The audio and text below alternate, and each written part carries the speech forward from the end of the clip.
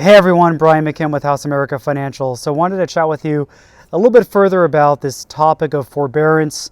It's becoming a more and more prevalent issue as we move forward in this time of COVID-19 and somewhat of a financial crisis and changes in the mortgage business. And maybe if I explained it in terms other than mortgage, it might be a little bit easier to understand. So let's take, for example, the automotive business. If the automotive business was run like the mortgage business, here's kind of what it would look like.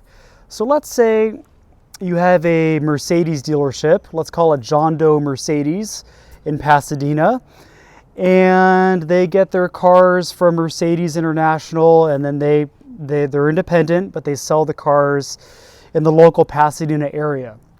So if the car business was like the mortgage business, in regards to the topic of forbearance, here's what it would look like. So let's say John Doe Mercedes sells a brand new C-Class to a young couple, and they pay $30,000 for this car.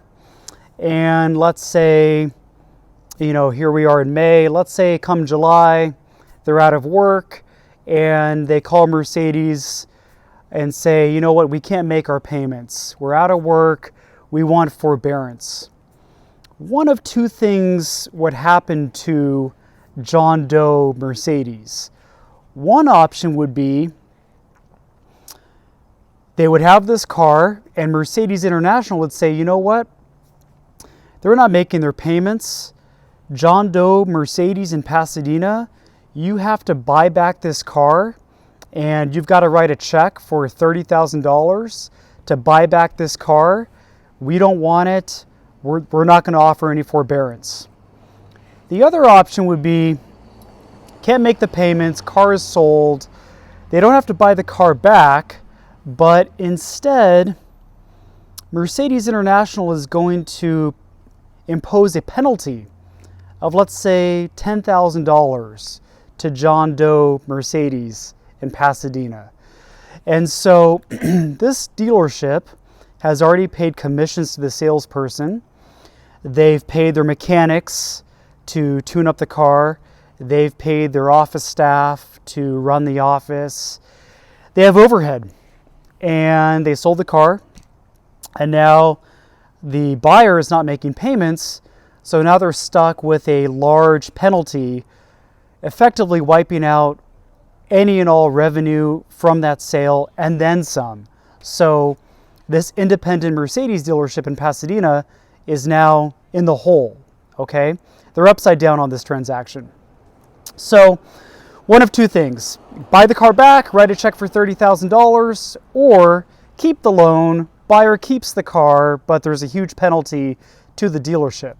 That's effectively what's happening in the mortgage market.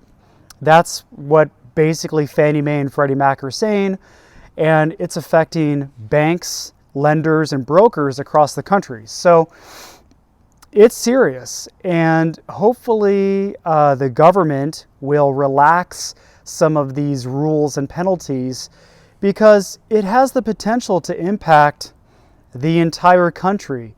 As we know, housing drives this economy, and mortgage is a big piece of that. So freeing up the lenders to still make good loans, smart loans, without the huge risk and burden of potential forbearance in this current economic situation that we all find ourselves in, I think is going to be an important part of recovery.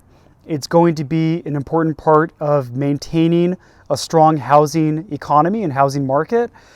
And my hope is that there'll be proper legislation to address these issues.